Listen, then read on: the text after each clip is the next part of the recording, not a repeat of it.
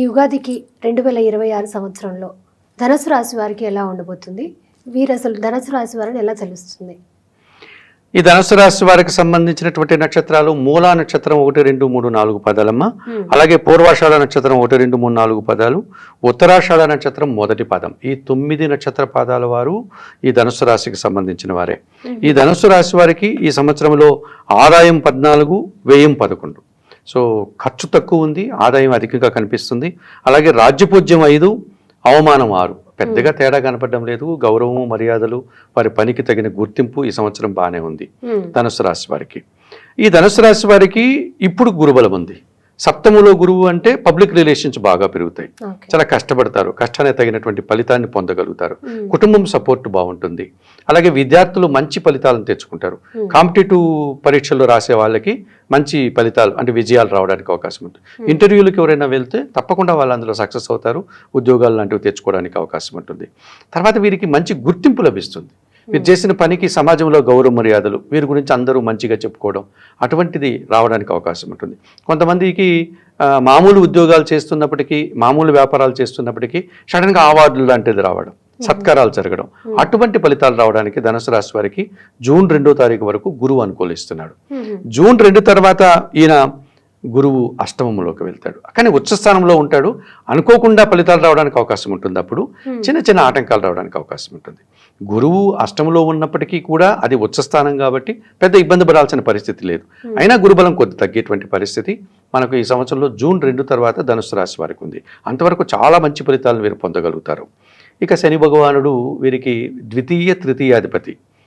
ఆయన 4వ ఇంట్లో ఉంటున్నాడు. దీన్ని మనం అర్ధాష్టమ శని అని పిలుస్తాం. అంటే 4వ ఇంట్లో ఉంటే అష్టమం అంటే 8, దాంతో సగం 4. 4వ ఇంట్లో శని ఉంటాడు.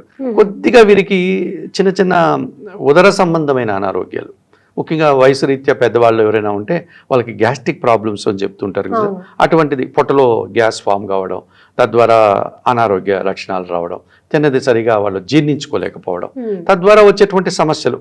అనగా ఈ శని భగవానుడు అంటేనే విసర్జన అవయవాలకు సంబంధించిన వాడు. కానీ అటువంటి సమస్యలు ఏదైనా వారికి రావడానికి అవకాశం ఉంటుంది. కుటుంబంలో కూడా ఒక రకమైన ఖర్చులు పెరిగిపోతాయి, విపరీతంగా ఖర్చులు ఉంటాయి, పనులు జరగవు, అనుకున్న పనులు అనుకున్నట్లుగా వాయిదాలు పడిపోతూ ఉంటాయి పూర్తి కాకుండా. వ్యవసాయ రంగంలో పనిచేసే వారికి నష్టాలు వచ్చే పరిస్థితి ఉంటుంది. పనివారి సహకారం ఉండదు. పనివారు ఈరోజు వస్తే రేపు లీవ్ పెడతారు, ఎల్లుండికి వస్తామంటారు, రారు. సో ఇంట బయట పనులు ఎక్కువ ఒత్తిడి అవుతుంటుంది. ఇటువంటిది అర్ధాష్టమ శని దోషం కొంచెం ఈ సంవత్సరం అంతా వీళ్ళని ఇబ్బంది పడుతూ ఉంటుంది. గురువు అయితే జూన్ వరకు బాగున్నాడు. జూన్ తర్వాత కొద్ది గురుబలం తగ్గుతుంది. ఇక ప్రధానంగా రాహు బాగున్నాడు ధనుసు రాశి వారికి. అంటే జన సహకారం బాగుంటుంది. కొత్త వ్యక్తులు కానీ, పాత వ్యక్తులు కానీ, పెద్దవాళ్ళు కానీ, ఉద్యోగం చేసే చోట అధికారులు కానీ, కుటుంబంలో తల్లిదండ్రులు కానీ, వీళ్ళందరి సహకారం బాగా ఉంటుంది. విదేశాలకు వెళ్ళాలని కూడా చక్కగా వెళ్ళొచ్చు. వారు చదువుల కోసం వెళ్ళొచ్చు, ఉన్నత చదువుల కోసం, వ్యాపారం కోసం వెళ్ళొచ్చు, ఉద్యోగ ప్రయత్నాలు చేసినా అందులో తప్పకుండా సక్సెస్ అవుతారు. అలాంటి ఫలితాలన్నీ పొందడానికి అవకాశం ఉంటుంది. డిసెంబర్ తర్వాత వీరికి రాహు ద్వితీయానికి వస్తాడు. అప్పుడు కొన్ని సమస్యలు, మాటల వల్ల అపార్థాలు, దుబారా ఖర్చులు, విదేశీ వ్యవహారాలు ప్రతికూలంగా మారేటువంటి పరిస్థితి 2026 డిసెంబర్ నుంచి ఏర్పడుతుంది వారికి. అలాగే వీరికి 9వ ఇంట్లో కేతువు అంత మంచిది కాదు. తర్వాత 8వ ఇంటికి వెళ్తారు కదా, అది అంత మంచిది కాదు. ఈ సంవత్సరం వీరు ఇంట్లో పెద్దవాళ్ళ ఆరోగ్యం విషయంలో 1-2 సార్లు జాగ్రత్తలు తీసుకోవాల్సి ఉంటుంది. అలాగే నిరాశకు గురవుతాడు.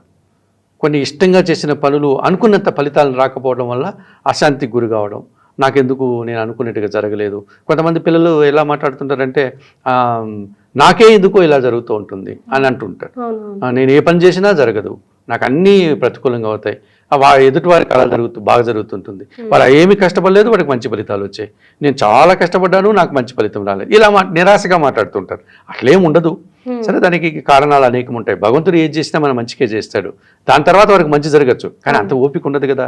ఇటువంటి చిన్న చిన్న నిరాశ, అశాంతికి గురి అయ్యేటువంటి వాతావరణం ఈ సంవత్సరం ధనుసు రాశి వారికి ఉంటుంది. సో కేతు పూర్తిగా ప్రతికూలంగా లేడమ్మా ఈ సంవత్సరం. రాహు వారికి ఒక 60% శుభఫలితాలను అందిస్తున్నాడు. అలాగే గురువు 60% శుభఫలితాలను ఇస్తున్నాడు. శని కాస్త ప్రతికూల ఫలితాలు ఇస్తున్నాడు. ఈ శనికి కేతువుకి కన్నా వారి ఏమైనా పరిహారాలు చేసుకోగలిగితే మరింతగా మంచి ఫలితాలు పొందడానికి ధనుసు రాశి వారికి అవకాశం ఉంటుంది. ఈ ధనుసు రాశి వారు ఎటువంటి పరిహారాలు చేసుకుంటే మంచిది గురువు? నిత్య గణపతి ఆరాధన. ఎందుకంటే కేతు 9లో 8లో ఉన్నాడు కదమ్మా. సో ఒక గణపతిని ఇంట్లోనే స్వయంగా ఏర్పాటు చేసుకొని రోజు గణపతికి దండం పెట్టుకోవడం, గణపతికి కుంకుమ పెట్టడం, నిత్య గణపతి ఆరాధన చేసుకోవడం, గణేశాష్టకం చదువుకోవడం, అలాగే ఉలవలను బాగా ఉడికించి కాస్త బెల్లం పొడితో కలిపి వారానికి ఒక మారు గోశాలలకు వెళ్ళి ఆహారం అందించడం, ఇవి చేస్తే ఈ గణపతి దోష ఏదైతే ఉందో, మనకు ఈ కేతు దోషం ఉందో దాన్ని ఈ గణపతి ఆరాధనతో వారు పోగొట్టుకొని మరింతగా ఆ ఆశా నిరాశల నుంచి బయటపడి వారు అనుకున్న పనులు సాధించుకోవడానికి అవకాశం ఉంటుంది. ఇక శని భగవానుడు 4వ ఇంట్లో ఉన్నారు కాబట్టి శనేశ్వరుని ఆలయాలు ఉన్నాయి. మనకు అవకాశం ఉన్నవారు వెళ్ళవచ్చు. మనకు తమిళనాడులో చాలా ఆలయాలు ఉన్నాయి. తిరునల్లారు అనే ప్రాంతంలో ఒకటి ఉంది. అలాగే ఆంధ్ర ప్రాంతంలో మందవల్లి అనే చోట ఒక శనీశ్వర ఆలయం ఉంది. మహారాష్ట్ర కూడా సిద్ధి సాయినాథన్ ఆలయానికి సమీపంలో శని సింగనాపురం అని ఒక ఆలయం ఉంది. ఇటువంటి ఆలయాల దర్శనం చేస్తే కొంత శని దోషం నుంచి బయటపడవచ్చు. అంత దూరం మేము వెళ్ళలేమండి, అంత శక్తి మాకు లేదు అంటే శనివారం రోజు శివాలయానికి వెళ్ళి సోమవారికి అభిషేకం నిర్వర్తించిన ఈ శని దోషం నుంచి బయటపడవచ్చు. గోశాలలకు వెళ్ళి ఆహారాలు పెట్టవచ్చు, వయోవృద్ధులకి ఆహార పానీయాలు అందించవచ్చు. ఇలాంటివి చేసుకోవడం వల్ల మంచి ఫలితాలు రావడానికి అవకాశం ఉంటుంది.